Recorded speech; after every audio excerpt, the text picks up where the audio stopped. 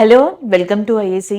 So మనం February month current affairs already 2 parts discuss చేసాం. So దాంట్లో మీకు ఆల్మోస్ట్ నేషనల్కి సంబంధించి పర్సన్స్ ఇన్ న్యూస్ అని సో ఇలాంటివి కంప్లీట్ అయినాయి. ఇంకా మిగిలిన సైన్స్ అండ్ టెక్నాలజీ కావచ్చు, అవార్డ్స్ రిలేటెడ్గా ఉన్నవి కావచ్చు. సో అలాంటివి sports awards, science and technology ఈ కేటగిరీకి సంబంధించిన కరెంట్ అఫైర్స్ని ఈ వీడియోలో డిస్కస్ చేద్దాం. First one. So next current affair index కి సంబంధించిందిగా చెప్పొచ్చు. ఇక్కడ చూడొచ్చు మీరు, ట్రాన్స్పరెన్సీ ఇంటర్నేషనల్ ఇండెక్స్. సో మనకి జనరల్ గా ఏదైతే ఈ గవర్నమెంట్ ఇనిషియేటివ్స్ కావచ్చు, మిగతావి కావచ్చు, ఒక కంట్రీలో సో ఈ పరిపాలనకు సంబంధించి ట్రాన్స్పరెన్సీ ఏ విధంగా ఉంది అనే దానిపైన, లేదా కరప్షన్ కి సంబంధించి అనమాట. సో ఆ దాంట్లో మనకి ట్రాన్స్పరెన్సీ ఎలా ఉంది అనే విధంగా ఈ ఇండెక్స్ అనేది రిలీజ్ అయింది. సో ఇండెక్స్ లో టాప్ కంట్రీగా ఉన్నది డెన్మార్క్. వరుసగా ఇది 6th టైం అంట, 6th కాన్సిక్యూటివ్ ఇయర్ లో డెన్మార్క్ అనేది టాప్ లో ఉంది. సో ఇండియా పొజిషన్ వచ్చేటప్పటికి 93, స్కోర్ ఇండియాది 39. సో 93rd పొజిషన్ లో ఉంది. ఇది 2023కి సంబంధించిన ఇండెక్స్ రీసెంట్ గా రిలీజ్ అయింది. 2022లో ఇండియా యొక్క ర్యాంక్ 85th, 2023లో ఇండియా యొక్క ర్యాంక్ 93rdకి వెళ్ళింది. నెక్స్ట్ ఇదే 93rd ప్లేస్ ని ఇండియాతో పాటుగా మాల్దీవ్స్, కజకిస్తాన్, లిసోతో అనే కంట్రీస్ కూడా షేర్ చేసుకుంటున్నాయి అనమాట. ఈ ఇమేజ్ ని ఇక్కడ కన్సిడర్ చేయకండి, జనరల్ గా రిఫరెన్స్ కోసం అని పెట్టాను. సో దీనికి సింక్ అవ్వదు మీకు, జస్ట్ మీకు ఆ కంట్రీస్ నార్మల్ గా కనిపించడానికి నేను పెట్టింది అక్కడ. బట్ ఇండెక్స్ అయితే ఇట్లానే ఫాలో అవ్వండి. డెన్మార్క్ అనేది 6th కాన్సిక్యూటివ్ ఇయర్ లో, అంటే వరుసగా 6వసారి మనకి టాప్ పొజిషన్ లో ఉంది ట్రాన్స్పరెన్సీ ఇండెక్స్ లో. ఇండియా యొక్క ర్యాంక్ 93, 2022లో 85th లో ఉంది. ఇండియాతో పాటుగా మాల్దీవ్స్, కజకిస్తాన్, లిజోతో లాంటి కంట్రీలు కూడా షేర్ చేసుకుంటున్నాయి ఈ ర్యాంక్ ని. అలాగే ఇండియాకి మాల్దీవ్స్ కి మధ్యలో మనకి బోర్డర్ ఉంటుంది కదా, ఇలాంటి పాయింట్స్ ని గుర్తుపెట్టుకోండి. ఎందుకంటే మాల్దీవ్స్ మనకి ఫ్రీక్వెంట్ గా న్యూస్ లో కనిపిస్తా ఉంది కదా, లక్షద్వీప్స్ ని మాల్దీవ్స్ ని విడదీసేది, లేదా మిన్కాయ్ అనే దాన్ని మాల్దీవ్స్ ని విడదీసేది 8 degrees ఛానల్ ఏదైతే ఉందో, సో అది మనకి విడదీసేది లక్షద్వీప్, మిన్కాయ్ అండ్ మాల్దీవ్స్ అనే దాన్ని. అలాంటి పాయింట్స్ ఒకసారి చూసుకోండి మాల్దీవ్స్ కనిపించినప్పుడు. మొహమ్మద్ ముయిజు ఎవరైతే ఉన్నారో, Mohammed Muizzu is a president of Maldives గా చెప్పొచ్చు. నెక్స్ట్ వన్ చూద్దాం. So next one, last month అంటే ఫిబ్రవరిలో మనకి ఖేలో ఇండియా వింటర్ గేమ్స్ అనేవి జరిగాయి కదా. సో ఆ ఖేలో ఇండియా వింటర్ గేమ్స్ కి సంబంధించిన అప్డేట్ ఇదనమాట. యాక్చువల్గా మనకి గతంలో 3 times జరిగినాయి ఖేలో ఇండియా వింటర్ గేమ్స్. అవి కూడా జమ్మూ కాశ్మీర్, లడాఖ్లోనే జరిగాయి. సో ఇప్పుడు 4th ఎడిషన్ అనమాట. 4th edition of Khelo India winter games అనేవి మనకి ఎక్కడ జరిగాయంటే జమ్మూ కాశ్మీర్, లడాఖ్లో జరిగాయి. ఈ మధ్యన కొన్ని ఎగ్జామ్స్లో డేట్స్ అడుగుతున్నారు కాబట్టి నేను ఇక్కడ మెన్షన్ చేశాను. ఫిబ్రవరి 2 నుంచి 6th వరకు కూడా లడాఖ్లోని లే అనే ప్రాంతం ఏదైతే ఉందో అక్కడ కండక్ట్ చేసుకున్నారు. అలాగే దాని తర్వాత మిగిలిన గేమ్స్ అన్ని కూడా Feb 21 నుంచి 25th మధ్యలో జమ్మూ కాశ్మీర్లోని గుల్మార్గ్ అనే హిల్ స్టేషన్ దగ్గర మనకి కండక్ట్ చేయడం జరిగింది. దీంట్లో ఓవరాల్గా టాప్ వచ్చింది Indian army team. So Indian army టీమ్కి 21 మెడల్స్ వచ్చాయి. దీంట్లో 10 ఏమో గోల్డ్ మెడల్స్, 5 ఏమో సిల్వర్ అండ్ 6 ఏమో బ్రాంజ్. కాంస్యం 6 పథకాలు వచ్చాయి, వెండి 5 వచ్చాయి అండ్ 10 గోల్డ్ మెడల్స్ రావడం జరిగింది. దానికి సంబంధించింది కొన్ని సార్లు ఏమవుతుంది అంటే క్వశ్చన్స్ లో మనకి సింబల్స్ కూడా అడుగుతూ ఉంటారు. మాస్కెట్, దీనికి సింబల్ ఏంటి అంటే స్నో లెపర్డ్, మంచు చిరుతపులే దీనికి సింబల్. దాన్ని షేన్ ఈ షీ అని కూడా పిలవడం జరుగుతుంది. షేన్ అని చెప్పేసి పిలవడం జరుగుతుంది. ఇలాంటి క్వశ్చన్స్ అడుగుతారు. ఇంకొంచెం డిఫికల్ట్ గా ఉన్నప్పుడు లడాక్ లో జరిగాయి, జమ్మూ కాశ్మీర్ లో జరిగాయి కదా, లడాక్ లో ఏ గేమ్స్ ని కండక్ట్ చేశారు, జమ్మూ కాశ్మీర్ లో ఏ గేమ్స్ ని కండక్ట్ చేశారు అని కూడా అడగచ్చు. సో లడాఖ్లోకి వచ్చేటప్పటికి ఐస్ హాకీ, స్పీడ్ స్కేటింగ్ ఇలాంటివి అనమాట. జమ్మూ కాశ్మీర్లోకి వచ్చేటప్పటికి స్కై మౌంటైనరింగ్, అలాగే స్నో బోర్డింగ్, గోండాలా ఇలాంటివన్నీ కూడా మనకి జమ్మూ కాశ్మీర్లో కండక్ట్ చేయడం జరిగింది. ఇండియన్ ఆర్మీ టీం తర్వాత కర్ణాటకకి 11 మెడల్స్, మహారాష్ట్రకి 22 వచ్చాయి. అయితే కర్ణాటకకి గోల్డ్ మెడల్స్ ఎక్కువ వచ్చాయి, 9 గోల్డ్ మెడల్స్, 2 సిల్వర్ మెడల్స్ వచ్చాయి. మహారాష్ట్రకి 7 gold medals, 8 silver, 7 bronze medals అనేవి రావడం జరిగింది. సో ఇది రీసెంట్ గా ఖేలో ఇండియా వింటర్ గేమ్స్ కి సంబంధించిన అప్డేట్ గా చెప్పొచ్చు. ఇది ఫిబ్రవరి మంత్ లో స్టార్ట్ అయింది, కంప్లీట్ అయిపోయింది కూడా. ఫిబ్రవరి స్టార్టింగ్ లో మనకి 2nd రోజున స్టార్ట్ అయ్యి 25th ఎండ్ అయిపోయింది. మీకు ఆల్రెడీ ఫిబ్రవరి 2 యొక్క ఇంపార్టెన్స్ కూడా తెలుసు. February 2 is nothing but wetlands day కింద మనం కన్సిడర్ చేయడం జరుగుతుంది అనమాట. అలా దీన్ని గుర్తుపెట్టుకోవచ్చు. అలాగే అంతకు ముందర ఖేలో ఇండియా యూత్ గేమ్స్ అనేవి కన్క్లూడ్ అయ్యాయి. ఖేలో ఇండియా యూత్ గేమ్స్ అనేవి తమిళనాడులో జరిగాయి. దాని symbol Veeramangai and top Maharashtra వచ్చింది దాంట్లో. నెక్స్ట్ వన్ చూద్దాం. సో ఈ కరెంట్ అఫైర్ కూడా స్పోర్ట్స్ కి సంబంధించిన. ఒకసారి ఇక్కడ చూడొచ్చు, దివ్యాంశ్ సింగ్ పాన్వర్. సో దివ్యాంశ్ సింగ్ పాన్వర్ క్వెషన్ ఎలా అడుగుతారంటే recently Divyansh Singh Panwar is in news, he is related to, ఆయన దేనికి సంబంధించిన వ్యక్తి, లైక్ మనకి షూటరా, లేకపోతే నెక్స్ట్ స్ప్రింటరా, లేకపోతే నెక్స్ట్ బాక్సింగ్కి సంబంధించా, హాకీకి సంబంధించా, క్రికెట్కి సంబంధించా. దివ్యాంశ్ సింగ్ పాన్వర్ అనే పర్సన్ ఇండియాలో ఫేమస్ షూటర్గా చెప్పొచ్చు అనమాట. సో ఏమైందంటే మనకి ఈజిప్ట్లోని కైరోలో రీసెంట్గా international shooting sports federation ISSF ఏదైతే ఉందో అది వరల్డ్ కప్ని నిర్వహించింది. దేనికి? 10 మీటర్స్ ఎయిర్ రైఫిల్ ఈవెంట్కి. ఐఎస్ఎస్ఎఫ్ 10 మీటర్స్ ఎయిర్ రైఫిల్ ఏదైతే ఉంటుందో ఎయిర్ రైఫిల్ ఈవెంట్ని కండక్ట్ చేయడం జరిగింది కైరోలో. సో దాంట్లో దివ్యాంశ్ సింగ్ పాన్వార్ గారికి గోల్డ్ మెడల్ వచ్చింది. సో ఈయన ఎవరికి ఎగ్నెస్ట్గా మనకి విన్ అయ్యారు అంటే డానిలో సోలేజో, ఇటలీకి సంబంధించిన వ్యక్తి. సో ఈయనకి ఆయనకి డిఫరెన్స్ 1.9 మీటర్స్ అంట. సో ఆ డిఫరెన్స్లో ఆయన విన్ అవ్వడం జరిగింది. టోటల్గా ఆయన ఒక రికార్డ్ని క్రియేట్ చేశారు 253.7 మీటర్స్తో. అండ్ ద నెక్స్ట్ వచ్చేటప్పటికి ఇండియాకి సంబంధించిన అర్జున్ బబూతా గారు 6th ప్లేస్లో ఉన్నారు. ఇది మెన్స్ విభాగానికి సంబంధించి. విమెన్స్ విభాగంలో సోనం ఉత్తమ్ అనే పర్సన్ సిల్వర్ మెడల్ని గెలుచుకుందామే. సోనం ఉత్తమ్ ఏమో సిల్వర్ మెడల్ని గెలుచుకుంది. అర్జున్ బబూతా గారు 6th ప్లేస్లో ఉన్నారు. దివ్యాంశ్ సింగ్ పాన్వార్ వచ్చేటప్పటికి మనకి గోల్డ్ మెడల్ని గెలుచుకున్నారు. క్వశ్చన్ ఇలా కూడా అడగచ్చు, which of the following person is a differ from other. So ఈ క్రింది వాటిలో ఎవరు మిగతా వాళ్ళకి భిన్నంగా ఉన్నారు? దివ్యాంశ్ సింగ్ పాన్వార్ అని ఇచ్చి, నెక్స్ట్ అర్జున్ బబూతా గారు అని ఇచ్చి, నెక్స్ట్ వచ్చేటప్పటికి సోనం ఉత్తమ్ అని ఇచ్చి, ఇంకొకటి దీపా కుమారి, శీతల్ దేవి ఇట్లాంటివి ఇవ్వచ్చు. దీపా కుమారి, శీతల్ దేవి ఇలాంటి వాళ్ళు ఆర్చరీ విలువిద్యలో ఫేమస్ అనమాట. వీళ్ళు ముగ్గురు షూటింగ్ విభాగంలో ఫేమస్. ఇలాంటి క్వశ్చన్స్ కరెంట్ అఫైర్స్ నుంచి మనం ఎక్స్పెక్ట్ చేయొచ్చు. నెక్స్ట్ వన్ చూద్దాం. So next topic science and టెక్నాలజీకి సంబంధించినగా చెప్పచ్చు. 3 years బ్యాక్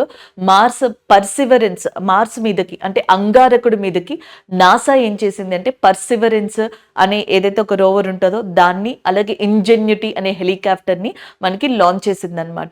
ఈ ఇంజెన్యూటీ అనే హెలికాప్టర్ మార్స్ మీదకి అంటే అంగారకుడి మీదకి almost dozens of times 12 times పైగా చాలా సార్లు ఫ్లయింగ్ కోసం ప్రయత్నించి 3 years నుంచి ఫైనల్గా స్టేబుల్గా మార్స్ మీద అది ల్యాండ్ అయింది. సో అంగారకుడి మీద ఇటీవల స్టేబుల్గా గ్రౌండ్ అయిన హెలికాప్టర్ పేరు ఇంజెన్యూటీ. అది ఎవరిది అంటే నాసాకి సంబంధించిందిగా చెప్పొచ్చు అనమాట. అదే ఇక్కడ కరెంట్ అఫైర్. సింపుల్గా మిమ్మల్ని ఏమని అడుగుతారంటే recently ingenuity is in news related to that which space agency NASA, లేదా related to the which planet మార్స్గా చెప్పొచ్చు అనమాట. సో ఇది దీనికి సంబంధించిన అప్డేట్ అండి. అలాగే నెక్స్ట్ మార్స్ని ఏమని కూడా పిలుస్తారంటే రెడ్ ప్లానెట్, అరుణ గ్రహం అని కూడా మార్స్ని పిలవడం జరుగుతుంది అంగారకుడిని. అది ఇంకొకటి. మార్స్కి మనకి ఏముంటాయి, మూన్స్ ఉంటాయి లేదా 2 satellites ఉంటాయి. దాన్ని ఫోబోస్ అండ్ డీమోస్ అని కూడా పిలుస్తారనమాట. ఇది వరకు మనం మార్స్ ఆర్బిటరీ మిషన్ మంగళ్యాన్ అని దాన్ని కూడా చేయడం జరిగింది. ఇదే మంగళ్యాన్ని ఇండియా 2000 రూపీస్ మీద మనకి ప్రింట్ చేయడం జరిగింది. ఇప్పుడు ఈ 2000 రూపీస్ నోట్ సర్క్యులేషన్ని ఆపేశారు కాబట్టి లాస్ట్ ఇయరే. సో దీనికి సంబంధించి కూడా ఒక అప్డేట్ అడగచ్చు అనమాట. మంగళ్యాన్ సింబల్ దాని మీద ఉండేది. నెక్స్ట్ వన్ చూద్దాం. సో నెక్స్ట్ కరెంట్ అఫైర్స్ స్పోర్ట్స్కి సంబంధించిందిగా చూడొచ్చు. సో మనకి ఇక్కడ వచ్చేటప్పటికి Australia own the under-19 cricket world cup. So ఇది జాన్ ఎండింగ్లో స్టార్ట్ అయింది, ఫెబ్కి మనకి ఎండ్ అయిపోయింది అనమాట. సో ఫెబ్లో మనకి 2nd weekలో వచ్చిన కరెంట్ అఫైర్ ఇది. ఆస్ట్రేలియా వచ్చేటప్పటికి అండర్-19 క్రికెట్ వరల్డ్ కప్ని గెలుచుకుంది. హోస్ట్ వచ్చేటప్పటికి సౌత్ ఆఫ్రికా. సో ఇది జరిగింది ఎక్కడ అంటే సౌత్ ఆఫ్రికాలో జరిగింది మనకి. అండ్ ఇంకొకటి ఫైనల్ మ్యాచ్ ఇండియాకి అండ్ యాజ్ వెల్ యాజ్ ఆస్ట్రేలియాకి మధ్యలో జరిగింది. ఆస్ట్రేలియా విన్నర్గా నిలిచింది అనమాట. ఇండియా రన్నర్గా ఉంది. అండ్ 2000, 2008, 2012, 2018, 2022లో అండర్-19 వరల్డ్ కప్ని ఇండియానే గెలుచుకుంది. బట్ ఇప్పుడు మనకి 2024లో అది ఆస్ట్రేలియా సొంతమైంది. And the next one most runs Uday Saharan అనే పర్సన్కి రావడం జరిగింది.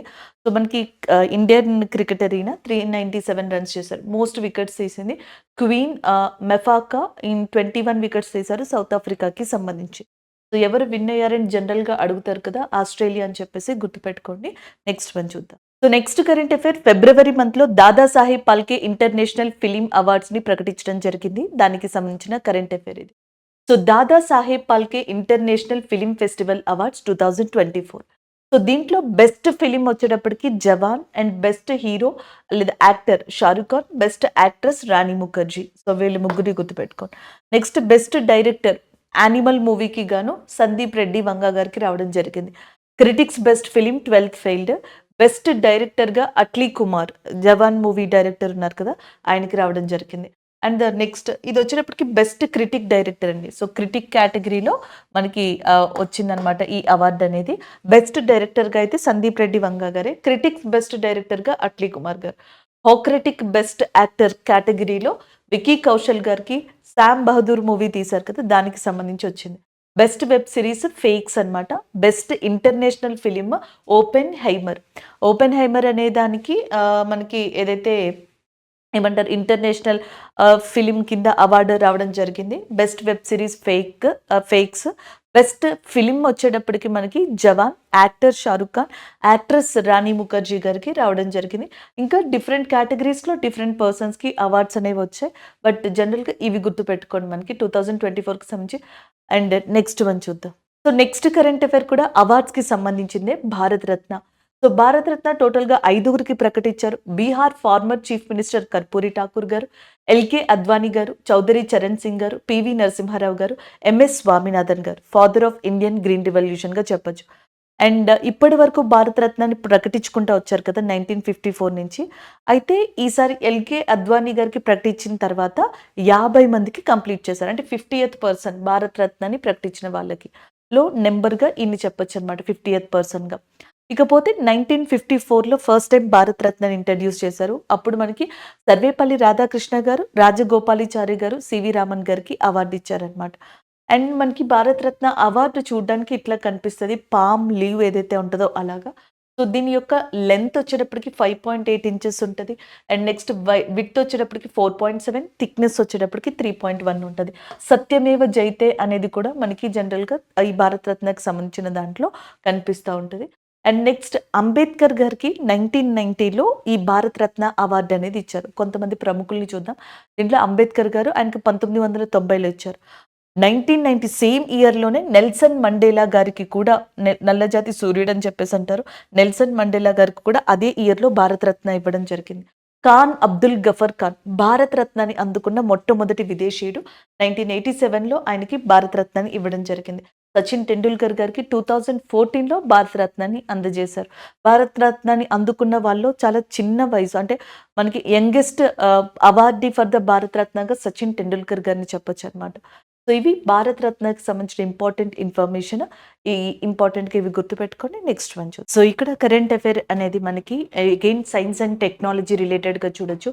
ఒక ఇనిషియేషన్‌గా కూడా చూడొచ్చు. ఫిబ్రవరి మంత్‌లో వచ్చింది మనకిది. సర్వత్రా అనే ఒక ఇంపార్టెంట్ సిస్టమ్. ఈ సర్వత్రా సిస్టమ్‌ని ఇండియన్ ఆర్మీ కోసం DRDO అనేది తీసుకొచ్చింది. DRDOకి డిఫరెంట్ వింగ్స్ ఉంటాయండి. డిఫరెంట్ డిపార్ట్మెంట్స్ ఉంటాయి. అందులో మనకి armament and combat engineering system ఏదైతే ఉందో ACES. సో ACES అనే ఒక విభాగం మనకి ఈ మొబైల్ బ్రిడ్జింగ్ సిస్టమ్ అనే దాన్ని ఏర్పాటు చేసిందనమాట ఇండియన్ ఆర్మీ కోసం. దాన్ని సార్వత్రాగా చెప్తున్నారు. సో దీంట్లో 2 వేరియేషన్స్ ఉన్నాయి. ఒకటి 15 మీటర్స్ బ్రిడ్జ్ సిస్టమ్, ఇంకొకటి 20 మీటర్స్ బ్రిడ్జ్ సిస్టమ్గా చెప్పడం జరుగుతుంది. అలాగే DRDO హెడ్గా సమీర్ వి కామత్ గారు ఉన్నారు. సో నిన్న మనం ప్రీవియస్గా కూడా కరెంట్ అఫైర్స్ డిస్కస్ చేసినప్పుడు ఒకటి డిస్కస్ చేసామని, ఏమని, సో మనకి కులశేఖర పట్టణం ఏదైతే ఉందో అది ఇండియాకి సంబంధించి సెకండ్ స్పేస్ పోర్టుగా రాబోతుంది అని. సో మనకి కులశేఖర పట్టణం ఏదైతే ఉందో ఇది ఇండియాకి సంబంధించి సెకండ్ స్పేస్ పోర్టుగా రాబోతుంది. దీని యొక్క ఫౌండింగ్ స్టోన్ అనే దాని ఏదైతే దీని యొక్క మనకి మెయిన్ ఇనాగ్రేషన్ ఉందో ప్రైమ్ మినిస్టర్ నరేంద్ర మోదీ గారు దాన్ని కూడా ప్రారంభించారు ఫౌండేషన్ని. అలాగే దాని తర్వాత తమిళనాడు యొక్క చీఫ్ మినిస్టర్గా స్టాలిన్, గవర్నర్గా RN రవి ఉన్నారు. అదొకసారి రివైజ్ చేసుకోవచ్చు. రీసెంట్గా విక్రమ్ సారాభాయ్ లాంచింగ్ సెంటర్ ఏదైతే ఉందో స్పేస్ సెంటర్ అనేది, విక్రమ్ సారాభాయ్ స్పేస్ సెంటర్ని కూడా మనకి ప్రైమ్ మినిస్టర్ నరేంద్ర మోదీ గారు విజిట్ చేశారు. ఆ విజిట్ చేసిన సందర్భంగా ఇండియాకి అతి త్వరలోనే ఓన్ స్పేస్ స్టేషన్ ని తీసుకొస్తామని కూడా చెప్పడం జరిగింది. ఆల్రెడీ తియాన్గాంగ్ అనే పేరుతో చైనా తన యొక్క ఓన్ స్పేస్ స్టేషన్ ని నిర్మించుకుంటుంది, తియాన్గాంగ్. సో అట్లానే మిగతా కంట్రీస్ కూడా అవే డెవలప్ చేసుకుంటా వస్తున్నాయి. ఈ నేపథ్యంలో ఇండియా కూడా తన యొక్క ఓన్ స్పేస్ స్టేషన్ ని తీసుకురాబోతున్నట్టుగా చెప్పడం జరిగింది. అండ్ ఇస్రో యొక్క చైర్మన్ గా సోమనాథన్ గారు ఉన్నారు. DRDO యొక్క చైర్మన్ గా సమీర్ వి కామత్ గారు ఉన్నారు. సో సార్వత్రా is in current affair. Next one చూద్దాం. సో నెక్స్ట్ కరెంట్ అఫైర్ అనేది చూద్దాం. నెక్స్ట్ కరెంట్ అఫైర్ వచ్చేటప్పటికి మీకు 3rd largest mosque in the world, ప్రపంచంలోనే 3వ అతిపెద్ద మసీదు అనేది నిర్మించబడింది. సో అది మనకి ఆఫ్రికాలోని అల్జీరియా అనే ప్రాంతంలో నిర్మించబడింది. ఆఫ్రికాలోని అల్జీరియాలో ప్రపంచంలో 3వ అతిపెద్ద మసీదు, the 3rd largest mosque in the world establish అయిందనమాట. అయితే ఆఫ్రికాలో ఇదే లార్జెస్ట్ మాస్క్‌గా కూడా చెప్తున్నారు. సో, మనకి ఇక్కడ అబ్దుల్ మజీద్ తబూనే ఎవరైతే ఉన్నారో ఆయన దీన్ని ప్రారంభించారు. అల్జీరియా ప్రెసిడెంట్ అయిన అబ్దుల్ మజీద్ తబూనే గారు దీన్ని ప్రారంభించడం కూడా జరిగింది. అలాగే నెక్స్ట్ ప్రపంచంలో లార్జెస్ట్ లేదా బిగ్గెస్ట్ మాస్క్ లేకపోతే మసీద్ కింద మనకి మస్జిద్ అల్ హరామ్ ఏదైతే ఉందో దాన్ని చెప్పడం జరుగుతుంది. మస్జిద్ అల్ హరామ్ సౌదీ అరేబియాలో ఉంది. సెకండ్ లార్జెస్ట్ మసీద్ కూడా మనకి సౌదీ అరేబియాలోనే ఉంది పేరు. దాని పేరు వచ్చేటప్పటికి నబావి అని చెప్పేసి అల్ మసీద్ ఈ నవాబీ అనేది ఏదైతే ఉందో అది సౌదీ అరేబియాలో. ఇది ఫస్ట్, ఇది సెకండ్. ఇప్పుడు థర్డ్ లార్జెస్ట్ మాస్క్ వచ్చేటప్పటికి అల్జీరియాలో లొకేట్ అయి ఉంది. సో డైరెక్ట్గా క్వశ్చన్ని అడిగే ఛాన్స్ ఉంది ఎక్కడుందని. లేదా ఇది థర్డ్ కాబట్టి ఫస్ట్ సెకండ్ ఇచ్చి కాంబినేషన్లో ఇందులో ఒకటి యుఏఈ అని ఇచ్చి ఇందులో ఒకటి యుఏఈ అని ఇచ్చి ఏది కరెక్ట్గా ఉంది ఏది రాంగ్గా ఉంది అని అడగడానికి ఇందులో ఆస్కారం ఉందన్నమాట. సో ఇండియాలో వచ్చేటప్పటికి ఫస్ట్ మసీద్ చెరామన్ జుమా మస్జిద్ అని చెప్పేసి ఉంది. సో ఇది కేరళలో ఉంది. ఇండియాలోని ఓల్డెస్ట్ మసీద్ కేరళలో ఉంది. కేరళలో త్రిశూర్ డిస్టిక్లో లొకేట్ అయి ఉందన్నమాట చెరామన్ జుమా మస్జిద్ అని. ఇండియాలో బిగ్గెస్ట్ మసీద్ వచ్చేటప్పటికి జామా మసీద్గా చెప్తాం, ఢిల్లీలో లొకేట్ అయ్యి ఉంది. దీన్ని షాజహాన్ కట్టించారు. 1650 నుంచి 56 మధ్యలో ఈ కన్స్ట్రక్షన్ జరిగిందని కూడా చెప్తారు. అలాగే ఈ సౌదీ అరేబియా ఉంది కదా, సౌదీ అరేబియాతో ఆల్రెడీ మనం అల్ మొహమ్మద్ అల్ హింద్ అనే ఎక్సర్సైజ్ని కండక్ట్ చేసుకుంటూ వస్తున్నాం. అయితే ఈ year first time Saudi Arabian army Indian army కలిసి ఒక జాయింట్ ఎక్సర్సైజ్ని కండక్ట్ చేశారు. అది జనవరి మంత్లో. దాని పేరు సదా తాన్సిక్ ఎక్సర్సైజ్ ఎక్కడ జరిగిందంటే రాజస్థాన్లో. So this is all about this అప్డేట్గా చెప్పొచ్చు. నెక్స్ట్ వన్ చూద్దాం. సో నెక్స్ట్ వన్ చూడండి, Philippines and international labour organisation is in news. So అంతర్జాతీయ కార్మిక సంస్థ అండ్ ఫిలిప్పీన్స్ కంట్రీ న్యూస్లో ఉన్నాయి. దీనికి కారణం సో మీకు ఆల్రెడీ తెలుసు, ఫస్ట్ వరల్డ్ వార్ తర్వాత మొట్టమొదటి ప్రపంచ యుద్ధం తర్వాత మనకి ఇంపార్టెంట్గా 1919 ఆ ప్రాంతంలో 2 అంతర్జాతీయ సంస్థలు ఏర్పడ్డాయి. ఫస్ట్ వన్ లీగ్ ఆఫ్ నేషన్స్గా ఏర్పడింది. ఇంకొకటి వచ్చేటప్పటికి 1919లో ఏర్పడిన అంతర్జాతీయ కార్మిక సంస్థ. ప్రపంచంలోని పలు దేశాలకి సంబంధించిన లేబర్ లాస్ ఏవైతే ఉంటాయో అవి హై స్టాండర్డ్లో మెయింటైన్ చేసుకుంటూ కార్మికుల్ని రక్షించుకుంటూ వస్తుంది. ఇలాంటి ఇంటర్నేషనల్ లేబర్ ఆర్గనైజేషన్కి సంబంధించిన ఒక పర్టిక్యులర్ రూల్ కావచ్చు, ఒక పర్టిక్యులర్ ప్రొసీజర్ 190 అనే ఒక కన్వెన్షన్ ఏదైతే ఉందో దాన్ని రెటిఫై చేసింది మనకి ఫిలిప్పీన్స్. అలా రెటిఫై చేసిన ఫస్ట్ ఏషియన్ కంట్రీగా కూడా ఫిలిప్పీన్స్ నిలిచింది. అది ఇక్కడ కరెంట్ అఫైర్. సో ఆ కన్వెన్షన్ ఏంటి అంటే ఇది మనకి వర్క్ ప్లేస్లో వైలెన్స్ హెరాస్మెంట్ని ఎండ్ చేస్తాము అని చెప్పేసి. సో సాధారణంగా చాలా వరకు కూడా వర్క్ ప్లేసెస్లో మనకి కొన్ని చోట్ల వైలెన్స్ కానివ్వచ్చు, హెరాస్మెంట్ కానివ్వచ్చు, కొన్ని ఇబ్బందులు ఉంటాయి. అలాంటివి లేకుండా చూసుకునే బాధ్యతని తీసుకుంటాము అని చెప్పేసి ఒక పర్టికులర్ రూల్స్ కావచ్చు, లీగలైజ్డ్గా కావచ్చు చేసుకుంటాము అని చెప్పేసి ఫిలిప్పీన్స్ చెప్పడం జరిగింది. ఇది ఆల్రెడీ ఐఎల్ఓ యొక్క వన్ ఆఫ్ ద రూల్ అనమాట, లేకపోతే ఐఎల్ఓకి ఆల్రెడీ మనకి ఫాలో అవుతున్న one of the procedure. So దాన్ని రెటిఫై అంటే ఆమోదించింది. సో దానికి అంటే సైన్ చేసింది అన్నట్టుగా చెప్పొచ్చు అనమాట. ఆ అగ్రిమెంట్ని ఒప్పుకుంది అన్నట్టుగా చెప్పొచ్చు ఐఎల్ఓతో. అయితే ఇప్పటికీ 36 కంట్రీస్ ఒప్పుకున్నాయి. ఇప్పుడు 37th కంట్రీగా ఫిలిప్పీన్స్ ఉంది. బట్ ఏషియాలో మాత్రం మొట్టమొదటి కంట్రీ ఫిలిప్పీన్స్గా చెప్పొచ్చు అనమాట. మే 1న కార్మిక దినోత్సవం అనేది కూడా మనం సెలబ్రేట్ చేసుకుంటాం. లేబర్ డే అనేదాన్ని మే 1న మనం సెలబ్రేట్ చేసుకోవడం జరుగుతుంది. ఫిలిప్పీన్స్ యొక్క క్యాపిటల్ వచ్చేటప్పటికి మనీలా అనేది దీని యొక్క క్యాపిటల్గా ఉంది. ఫిలిప్పీన్స్ పెసో అనేది దీని యొక్క కరెన్సీగా ఉందన్నమాట. So this is all about this current affair. Next one చూద్దాం. సో నెక్స్ట్ వన్ మనకి under water photograph the year award 2024 స్వీడన్కి సంబంధించిన ఒక ఫోటోగ్రఫర్కి దక్కింది. ఆయన పేరు ఎలెక్స్ డ్వాసన్ ఎవరైతే ఉన్నారో, సో ఎలెక్స్ డ్వాసన్కి 2024కి గాను under water photographer of the year 2024 award లభించింది అనమాట.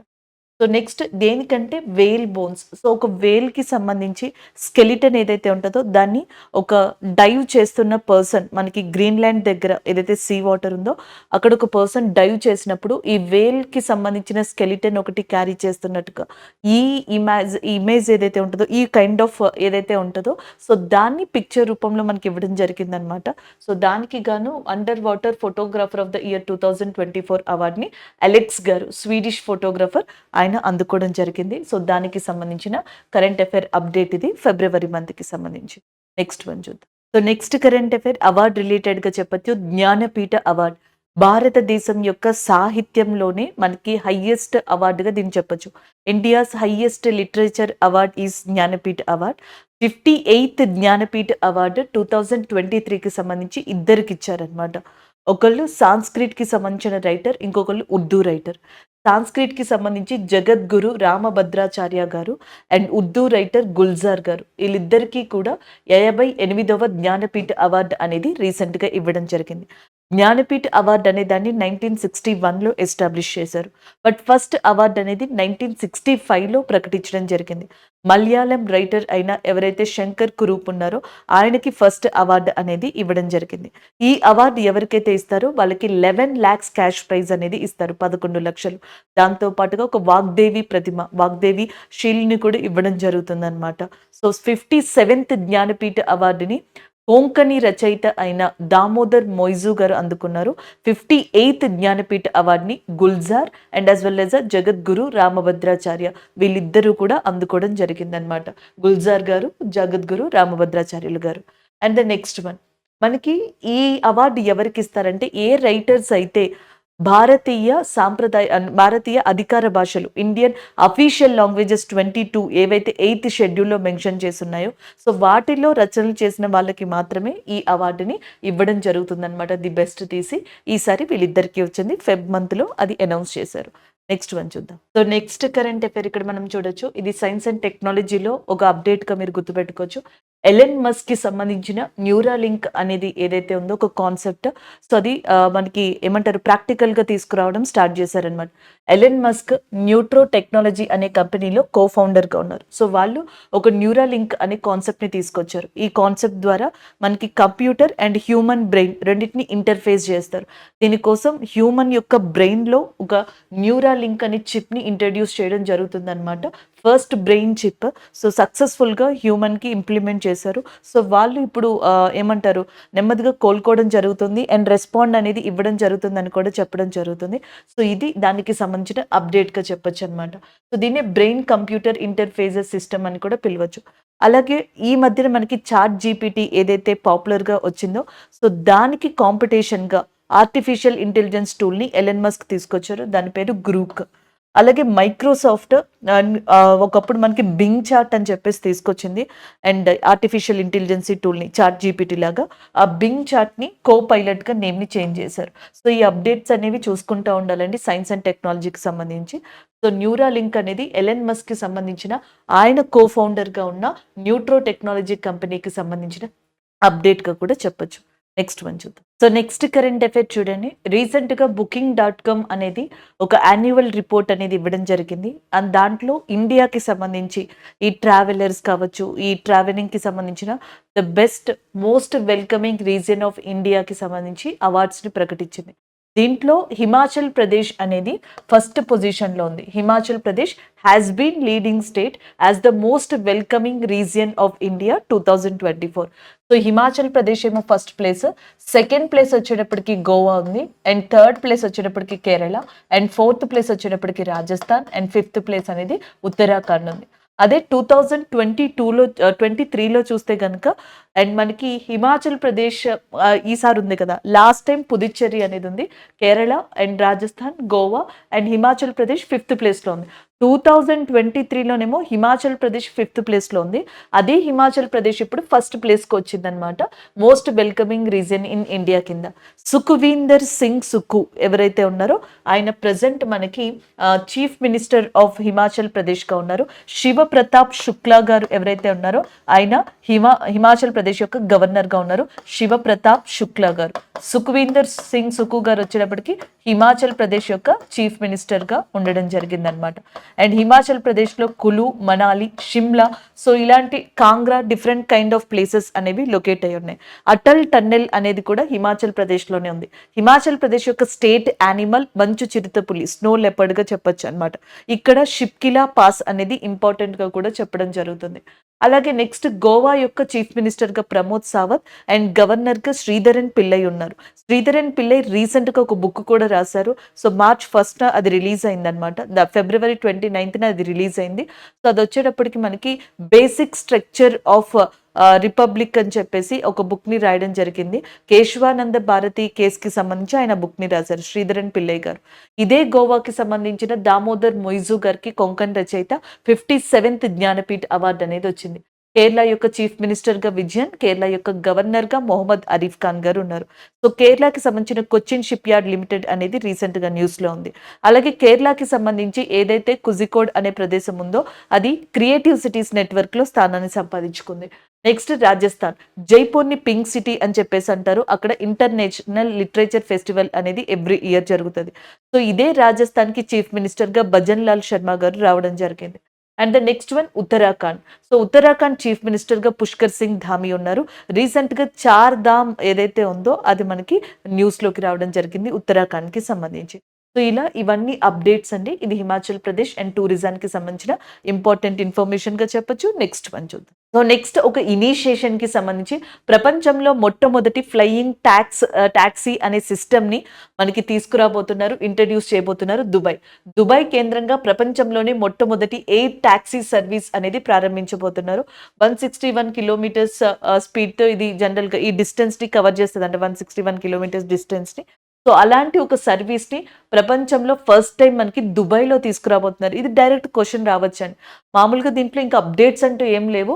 World's first air taxi service అనేది ఎక్కడ రాబోతుంది అంటే దుబాయ్ కేంద్రంగా రాబోతుంది.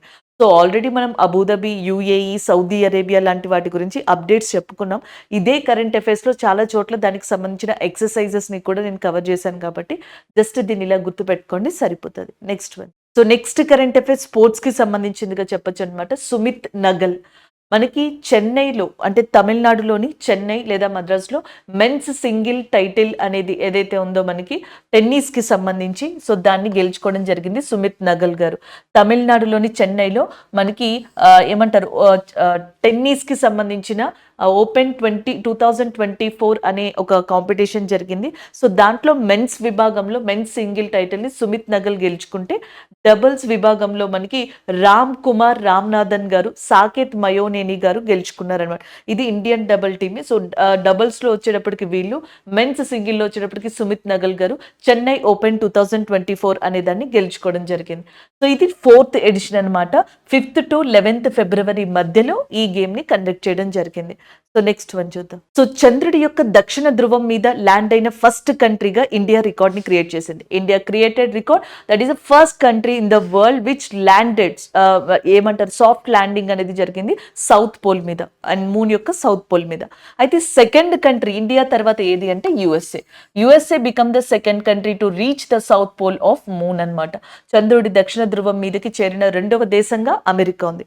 అమెరికా యొక్క ప్రైవేట్ కంపెనీ అయిన ఇంట్యూటివ్ మిషన్స్ అనేది ఏదైతే ఉందో, ఇంట్యూటివ్ మిషన్స్ యొక్క ఏదైతే మనకి ఒడేసియస్ అనేది ఉందో, ఈ ఒడేసియస్ అనేది మనకి చంద్రుడి యొక్క దక్షిణ ధ్రువం మీద సక్సెస్ఫుల్ గా ల్యాండ్ అయింది. దీంతో మనకి చంద్రుడి మీద ల్యాండ్ అయిన కంట్రీస్ చాలా ఉన్నాయి, కానీ చంద్రుడి యొక్క సౌత్ పోల్ మీద ల్యాండ్ అయిన first country India, second country యుఎస్ఏగా ఉంది. 15th ఫిబ్రవరి 2024 ఇది లాంచ్ అయింది. ఇండియా ఆగస్ట్ 23rd 2023లో లాంచ్ అయింది అనమాట. అందుకే ఆగస్ట్ 23 అనే దాన్ని నేషనల్ స్పేస్ డే, అంతర్జాతీయ అంతరిక్ష దినోత్సవంగా కూడా తీసుకోవడం జరుగుతుంది. So this is all about this current affair అండి. నెక్స్ట్ వన్ చూద్దాం. సో ఈ కరెంట్ అఫైర్ సైన్స్ అండ్ టెక్నాలజీకి సంబంధించిందిగా చెప్పొచ్చు. INSAT 3D satellite. INSAT 3D satellite అనే దాన్ని 17th ఫిబ్రవరి రోజు 2024 లాంచ్ చేశారు. సో ఎక్కడి నుంచి లాంచ్ చేశారంటే ఆంధ్రప్రదేశ్లోని శ్రీహరికోట దగ్గర ఉన్న సతీష్ ధావన్ స్పేస్ సెంటర్ నుంచి దీన్ని లాంచ్ చేయడం జరిగిందనమాట. సో దీన్ని GSLV F14 రాకెట్ తోటి లాంచ్ చేశారు. GSLV F14 రాకెట్ తోటి దీన్ని లాంచ్ చేయడం జరిగింది. 10 సంవత్సరాల దాకా ఇది యాక్యురేట్ వెదర్ సిస్టమ్ ని మనకి ఇన్ఫర్మేషన్ ని ఇవ్వడం కోసం అని చెప్పేసి దీన్ని లాంచ్ చేశారు. సో దీని యొక్క వర్క్, రోల్ అండ్ రెస్పాన్సిబిలిటీ అదే. ఇది సక్సెస్ఫుల్ గా లాంచ్ అయిందనమాట. అలాగే నెక్స్ట్ వచ్చేటప్పటికి ఇస్రో యొక్క చైర్పర్సన్ గా ప్రజెంట్ సోమనాథన్ గారు ఉన్నారు. నెక్స్ట్ వన్ చూద్దాం. సో నెక్స్ట్ కరెంట్ అఫైర్ ఇక్కడ చూద్దాం. ఇది మనకి అవార్డ్ కి సంబంధించింది. Nelson Mandela award. Again I'm repeating, Nelson Mandela award. So ఈ అవార్డు ఎవరికి వచ్చింది అంటే ఇక్కడ మీరు చూడొచ్చు. So national institute of mental health and neuro science, national institute of mental health and neuro science అనే విభాగానికి సంబంధించి రీసెంట్గా నెల్సన్ మండేలా అవార్డు అనేది వచ్చింది. సో వాళ్ళు హెల్త్ ప్రమోషన్‌కి సంబంధించి ఎక్కువ కాంట్రిబ్యూట్ చేసినందుకు ఆ అవార్డు వీళ్ళకివ్వడం జరిగిందనమాట. సో దీనికి సంబంధించిన హెడ్‌గా ప్రతిమా మూర్తి గారు ఉండడం జరిగింది. వరల్డ్ హెల్త్ ఆర్గనైజేషన్ ఏదైతే ఉందో ఈ అవార్డుని ఇవ్వడం స్టార్ట్ చేసిందనమాట. అసలు ఈ అవార్డుని ఇచ్చేదే world health organisation. World health organisation యొక్క హెడ్ క్వార్టర్స్ అనేది ఎక్కడ లొకేట్ అయ్యి ఉంది? జెనీవాలో లొకేట్ అయ్యి ఉంది. అలాగే నెక్స్ట్ వచ్చేటప్పటికి మనకి ఇక్కడ జనరల్‌గా చూసినట్టయితే నెల్సన్ మండేలా గారికి సంబంధించి ఈ అవార్డ్ అనేది ఇవ్వడం 2019 నుంచి స్టార్ట్ చేశారంట. అలాగే నెక్స్ట్ వచ్చేటప్పటికి 1990లో నెల్సన్ మండేలా గారికి ఇండియా భారత రత్న అవార్డు అని కూడా ఇచ్చిందనమాట. నల్లజాతి సూర్యుడిగా ఈయన పిలువబడతారు. భారత రత్నాన్ని కూడా అందుకున్న వ్యక్తి ఈయన. సో భారత రత్న అందుకున్న ఫారినర్స్ లో ఒకళ్ళు ఫస్ట్ పర్సన్ ఖాన్ అబ్దుల్ గఫర్ ఖాన్. ఆయన్ని ఫ్రంటియర్ గాంధీ అని కూడా అంటారు. ఇంకొక person Nelson Mandela. Nelson Mandela గారికి అంబేద్కర్ గారికి ఒకే ఇయర్లో 1990లోనే భారత రత్న ఇచ్చారనమాట. సో అది మనం మళ్ళీ ఇక్కడ రిపీట్ చేసుకోవచ్చు. నెల్సన్ మండేలా అవార్డు ఎవరికి వచ్చింది? National institute of mental health science and neuro సైన్స్కి రావడం జరిగింది అనమాట. నెక్స్ట్ వన్ చూద్దాం. సో నెక్స్ట్ వన్, ఇండియాకి సంబంధించి హనుమాన్ అనే ఒక ఆర్టిఫిషియల్ ఇంటెలిజెన్స్ చాట్ బోర్డ్ని ఇంట్రడ్యూస్ చేయబోతుంది రిలయన్స్ సంస్థ. సో మనకి Reliance industry limited Mukesh Ambani గారి తరపున మనకి హనుమాన్ అనే ఒక ఆర్టిఫిషియల్ ఇంటెలిజెన్స్ చాట్ బోర్డ్ని తీసుకురాబోతున్నారు. అండ్ దీనికి సంబంధించి రిలయన్స్ ఇండస్ట్రీ భారతదేశంలో 8 యూనివర్సిటీ తోటి మనకి కోఆప్ అయ్యి దీని గురించి R&D చేస్తుంది. ఆ 8 యూనివర్సిటీస్ ఏవైతే ఉన్నాయో విశ్వవిద్యాలయాలు, వీటన్నిటిని కలిపి భారత్ జీపీటీ గ్రూప్ అంటున్నారు. సో ఇప్పుడు మనకి Bharat GPT group, Reliance industry limited ఈ రెండు కలిసి హనుమాన్ అనే ఒక ఆర్టిఫిషియల్ ఇంటెలిజెన్స్ చాట్ బోర్డ్ని ఇండియాలో త్వరలో ఇంట్రడ్యూస్ చేయబోతున్నాయి. సో మనకి ఓపెన్ ఏఐ అనే సంస్థ ఏం చేసిందంటే చాట్ జీపీటీ అనే దాన్ని తీసుకురావడం జరిగిందనమాట. సో దాని తర్వాత మనకి మైక్రోసాఫ్ట్ కావచ్చు, గూగుల్ కావచ్చు, ఈవెన్ గూగుల్ కూడా జీపీటీ సిస్టమ్, చాట్ బోర్డ్ సిస్టమ్ని తీసుకొచ్చింది. Google chat board system name వచ్చేటప్పటికి మనకి ఏమని ఉంటుందంటే బార్డ్ అని చెప్పేసి ఉంటుంది. నెక్స్ట్ వచ్చేటప్పటికి మనకి మైక్రోసాఫ్ట్. సో మైక్రోసాఫ్ట్కి వచ్చేటప్పటికి ఫస్ట్లో ఒకలా ఇంట్రడ్యూస్ చేసింది, నెక్స్ట్ దాని నేమ్ని కో పైలట్ కింద చేంజ్ చేసింది అనమాట. అలాగే ఇప్పుడు ఎలన్ మస్క్ ఎవరైతే ఉన్నారో ఆయన కూడా ఆయన కంపెనీ తరపున ఒక జీపీటీని ఇంట్రడ్యూస్ చేయబోతున్నారు అనమాట. సో దాని పేరు వచ్చేటప్పటికి మనకి ఆర్టిఫిషియల్ ఇంటెలిజెన్స్ జీపీటీ పేరు గ్రోక్గా పిలుస్తున్నారు. ఎలన్ మస్క్కి సంబంధించిందేమో గ్రోక్ అనమాట. అండ్ మైక్రోసాఫ్ట్కి సంబంధించింది కో పైలట్, గూగుల్కి సంబంధించింది బార్డ్, అండ్ ఓపెన్ ఐకి సంబంధించింది చాట్ బోట్. ఇప్పుడు మనకి రిలయన్స్ వాళ్ళు తీసుకొస్తుంది హనుమాన్ అనేది అనమాట. ఆర్టిఫిషియల్ ఇంటెలిజెన్స్ చాట్ బోట్ని తీసుకురాబోతున్నారు. ఆర్టిఫిషియల్ ఇంటెలిజెన్స్ మనకి ఇయర్ ఆఫ్ ద వర్డ్ కింద రికగ్నైజ్ చేయడం జరిగింది. అది కూడా కొలిన్స్ డిక్షనరీ దీన్ని అట్లా చేయడం జరిగింది అనమాట.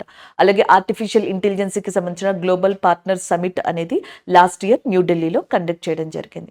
So this is all about this current affair అండి. నెక్స్ట్ వన్ చూద్దాం. సో నెక్స్ట్ కరెంట్ అఫైర్ చూడండి. Badminton Asian team championship, badminton Asia team championship రీసెంట్గా జరిగిందనమాట. సో దాంట్లో ఇండియన్ విమెన్స్ టీమ్ అనేది మనకి ఛాంపియన్స్గా నిలిచారు ఫర్ ద ఫస్ట్ టైం అంట. ఇది చాలా ఇంపార్టెంట్ అండి. మనకి బ్యాడ్మింటన్ ఏషియన్ ఛాంపియన్షిప్ 2016లో స్టార్ట్ అయిందంట. సో అప్పటి నుంచి ఇప్పటిదాకా జరిగిన దాంట్లో ఫస్ట్ టైం ఇండియాకి సంబంధించిన విమెన్ టీమ్ ఈ ఆసియా టీమ్ ఛాంపియన్షిప్ని గెలుచుకుంది. థాయిలాండ్కి ఎగ్నెస్ట్గా ఆడి 3-2 స్కోర్ తోటి మనకి ఇది గెలవడం జరిగిందనమాట. సో దానికి సంబంధించిన కరెంట్ అఫైర్ ఇది ఫిబ్రవరి మంత్లో. అలాగే బ్యాడ్మింటన్ అంటున్నాం కాబట్టి ఇక్కడ ఇద్దరు పర్సన్స్ పేర్లను మనం ఇక్కడ చూడొచ్చు. ఒకటి చిరాగ్ శెట్టి ఎవరైతే ఉన్నారో ఆయన, ఇంకొకటి వచ్చేటప్పటికి Satwik Sairaj. So Satwik Sai and as well as Chirag Shetty, వీళ్ళిద్దరికీ కూడా ధ్యాన్ చంద్ ఖేల్ రత్న అవార్డుని రీసెంట్గా ప్రకటించారు. సో మొహమ్మద్ ఎవరైతే షామీ గారు ఉన్నారో ఆయనకి మనకి అర్జున అవార్డు ఇచ్చారు కదా. అలాగే నెక్స్ట్ మనకి చిరాగ్ శెట్టి, సాత్విక్ సాయి వీళ్ళందరికీ కూడా మనకి ధ్యాన్ చంద్ ఖేల్ రత్న అవార్డుని వీళ్ళకి ఇవ్వడం జరిగింది. వీళ్ళు బ్యాడ్మింటన్కి సంబంధించిన వ్యక్తులే. ఈ బ్యాడ్మింటన్ ఏషియాకి సంబంధించిన ఛాంపియన్షిప్ ఏదైతే జరిగిందో దాంట్లో విమెన్స్ టీము విజయాన్ని సాధించింది. థాయిలాండ్కి ఎగ్నెస్ట్గా ఆడి ఫర్ ద ఫస్ట్ టైం మనం గోల్డ్ మెడల్ని గెలుచుకోవడం జరిగింది. So that is about the sports current affair అండి. నెక్స్ట్ వన్ చూద్దాం. సో ఇక్కడ ఇంటర్నేషనల్ సోలార్ అలయన్స్, అంతర్జాతీయ సౌర కూటమి. సో ఈ మధ్యన ఈ సమిట్స్ ఇలాంటివన్నీ కూడా చాలా ఇంపార్టెంట్ కరెంట్ అఫైర్స్గా ఉంటున్నాయి. ఇంటర్నేషనల్ సోలార్ అలయన్స్లో 119th కంట్రీగా మనకి జాయిన్ అయింది ఏది అంటే మాల్టా అనే country. So Malta is a country which is join as a 119th country. 119వ దేశంగా మాల్టా అనే కంట్రీ మనకి దీంట్లో జాయిన్ అయింది ఇంటర్నేషనల్ సోలార్ అలయన్స్లో. సో మాల్టాకి సంబంధించి ప్రతినిధిగా క్రిస్టోఫర్ కత్సార్ ఎవరైతే ఉంటారో సో ఆయన మనకి దీనికి సంబంధించిన అగ్రిమెంట్స్ కావచ్చు వీటిని సబ్మిట్ చేయడం జరిగింది. యాక్చువల్గా ఇంటర్నేషనల్ సోలార్ ఎలియన్స్ అంతర్జాతీయ సౌర కూటమి 30th నవంబర్ 2015 ఎస్టాబ్లిష్ చేయబడింది.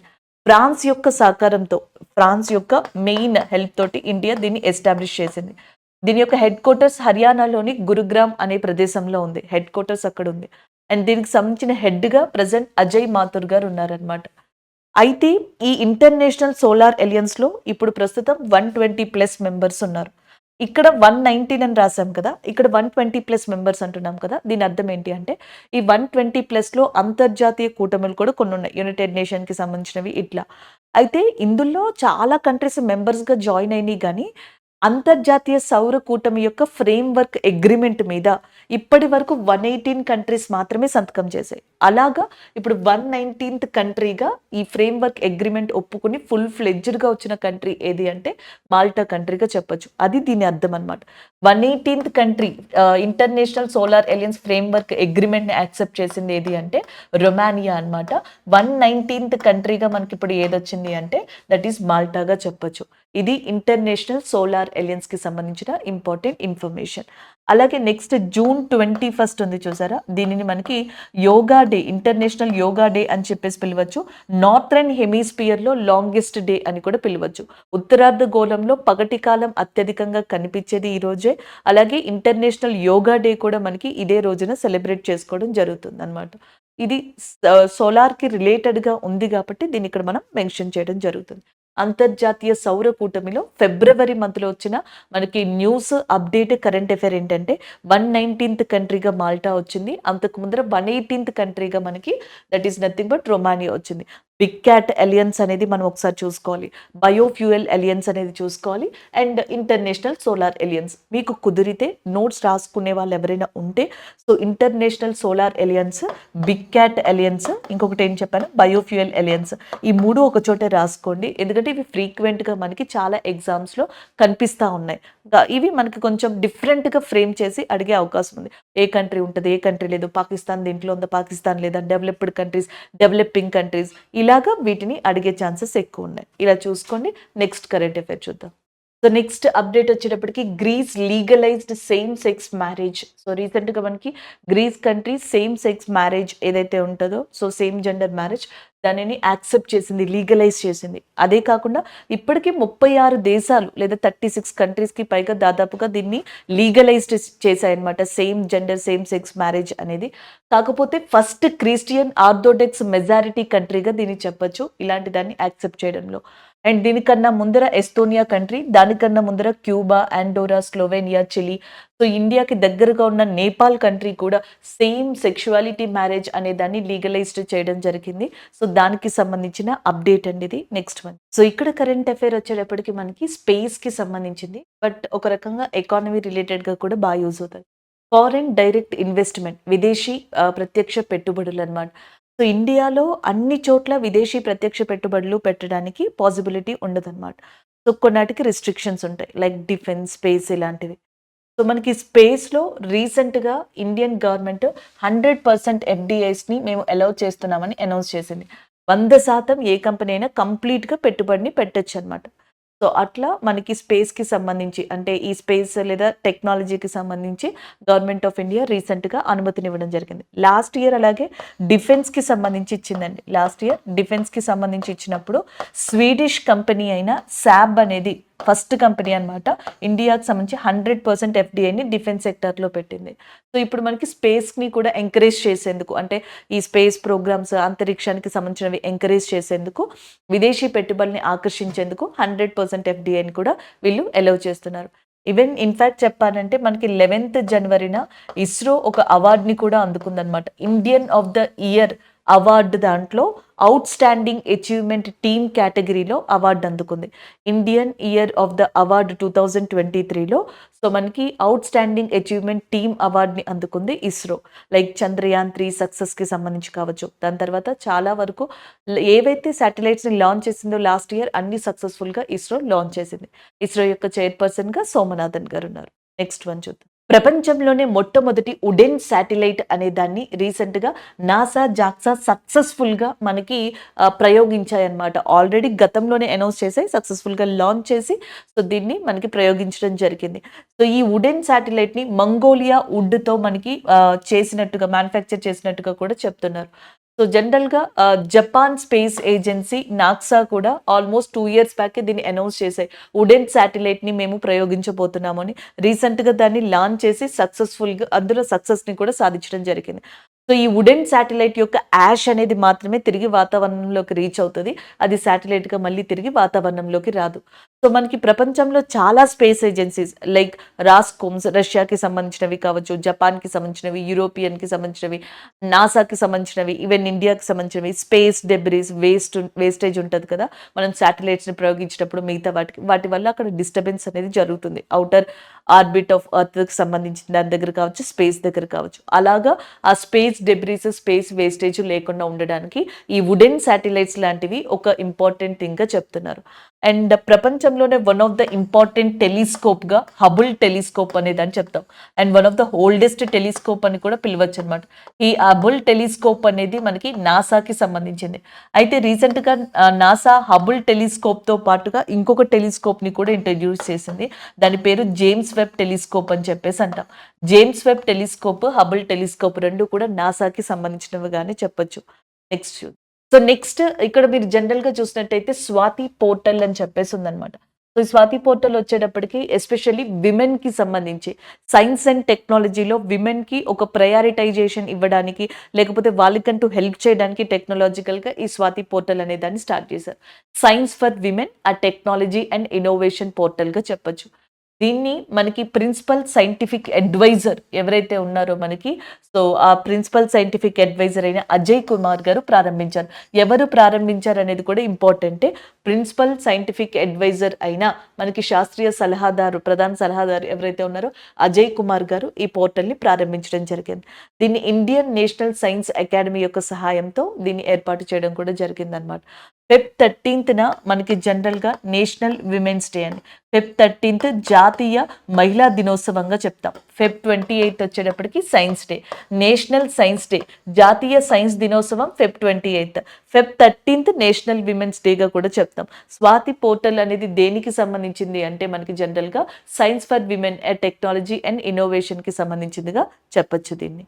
నెక్స్ట్ వన్ చూద్దాం. నెక్స్ట్ వన్ వచ్చేటప్పటికి Paytm e-commerce. Paytm e-commerce నేమ్‌ని చేంజ్ చేశారు. పై ప్లాట్‌ఫామ్ కింద చేంజ్ చేయడం జరిగింది.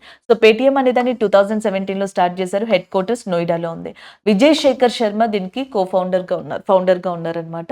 అయితే ఈ పేటీఎంకి సంబంధించిన ఈ కామర్స్ ప్లాట్‌ఫామ్ ఏదైతే ఉందో దాన్ని పై ప్లాట్‌ఫామ్ కింద చేంజ్ చేశారు. సింపుల్‌గా క్వెషన్ అడిగే ఛాన్సెస్ ఉన్నాయండి. పేటీఎం ఈ కామర్స్‌ని ఏమని చేంజ్ చేశారని పై ప్లాట్‌ఫామ్ కింద నేమ్‌ని చేంజ్ చేయడం జరిగింది. Next one. ఇక్కడ కరెంట్ అఫైర్ చూడొచ్చు. CBSE in Abu Dhabi. మనకి ఇండియాకి సంబంధించిన నేషనల్ ఎడ్యుకేషన్ బోర్డ్‌గా చెప్పొచ్చు. CBSE education board. ఇది దుబాయ్‌లో కూడా స్టార్ట్ కాబోతుంది. యూఏఈలో కూడా స్టార్ట్ కాబోతుంది. దానికి సంబంధించింది. CBSE in Abu Dhabi. యూఏఈలోని అబుదాబి అనే ప్రాంతంలో మనకి ఈ సిబిఎస్ఈ ఆఫీస్ అనే దాన్ని స్టార్ట్ చేయబోతున్నారు అతి త్వరలో. సెంట్రల్ బోర్డ్ ఆఫ్ సెకండరీ ఎడ్యుకేషన్‌గా దీన్ని చెప్పొచ్చు. 2 జూలై 1929 ఇది ఏర్పడింది. ఇప్పుడు దీనికి సంబంధించిన కోర్సెస్, దీనికి సంబంధించినవన్నీ కూడా యూఏఈలో స్లోగా లాంచ్ చేస్తారు. వాటిని మానిటర్ చేయడానికి సిబిఎస్ఈ ఆఫీస్‌ని ఏర్పాటు చేయనున్నారు. సిబిఎస్ఈ అనేది మినిస్ట్రీ ఆఫ్ ఎడ్యుకేషన్ కిందకొస్తది. ప్రెజెంట్ మనకి ధర్మేంద్ర ప్రధాన్ గారు ఎడ్యుకేషన్ మినిస్టర్‌గా కూడా ఉన్నారు. ఈవెన్ ఇన్‌ఫాక్ట్ ప్రీవియస్‌గా మనకి ఐఐటీ మద్రాస్ అనేది ఏమని అనౌన్స్ చేసిందంటే జాంజిబర్‌లో తన యొక్క క్యాంపస్‌ని ఏర్పాటు చేస్తున్నట్టుగా మనకి అనౌన్స్ చేయడం జరిగింది. ఐఐటీ ఢిల్లీ యూఏఈలో తన యొక్క క్యాంపస్‌ని ఏర్పాటు చేయబోతున్నట్టుగా కూడా చెప్పడం జరిగింది. ఇవన్నీ రీసెంట్ అప్డేట్స్ అండి. ఇవి చాలా ఇంపార్టెంట్. ఈ ఐఐటీ మద్రాస్‌ని ఐఐటీ కాన్పూర్ అని మారుస్తారు. ఐఐటీ ముంబై అని మారుస్తారు. ఇవి important. IIT Madras, Zanzibar, IIT Delhi, UAE అన్నమాట. నెక్స్ట్ వన్ చూద్దాం. ఇక్కడ కరెంట్ అఫైర్ వచ్చేటప్పటికి ఏఎఫ్సి ఏషియా కప్ 2023. మనకి ఆసియా ఫుట్బాల్ ఫెడరేషన్‌గా చెప్పొచ్చు అనమాట. దీనికి సంబంధించిన 2023 కప్ రీసెంట్‌గా జరిగింది. అది కూడా 12th జాన్ నుంచి 10th ఫెబ్ మధ్యలో జరిగింది. ఖతార్‌లో జరిగింది. అండ్ విన్నర్ కూడా ఖతారే. మనకి ఏదైతే ఈ ఏషియన్ ఫుట్బాల్ కప్ ఉందో అది ఖతార్ హోస్ట్ చేసింది. సెకండ్ టైం అంటే ఇట్లా ఖతార్ ఈ ఫుట్బాల్ కప్‌ని విన్ అవ్వడం అనమాట. అలాగే ఏషియన్ ఫుట్బాల్ ఫెడరేషన్ యొక్క హెడ్ క్వార్టర్స్ కులాలంపూర్లో ఉంది. దీని యొక్క హెడ్గా విన్సో జాన్ అనే పర్సన్ ఉన్నారనమాట. ఈవెన్ ఫిఫా 2022 కూడా ఖతార్లోనే జరిగింది. మనకి ఏఎఫ్సి ఏషియా కప్ 2023 కూడా ఖతార్లోనే జరిగింది. ఖతార్ యొక్క క్యాపిటల్ గా ఉన్నది మనకి దోహాగా చెప్పొచ్చు అనమాట. నెక్స్ట్ వన్ చూద్దాం. ఈ కరెంట్ అఫైర్ అవార్డ్స్ కి సంబంధించిందిగా చెప్పొచ్చు. 66th గ్రామీ అవార్డ్స్ మ్యూజిక్ రిలేటెడ్ గా, మ్యూజిక్ రంగంలోనే ప్రపంచంలోనే అతిపెద్ద అవార్డ్స్ గా చెప్పొచ్చు అనమాట.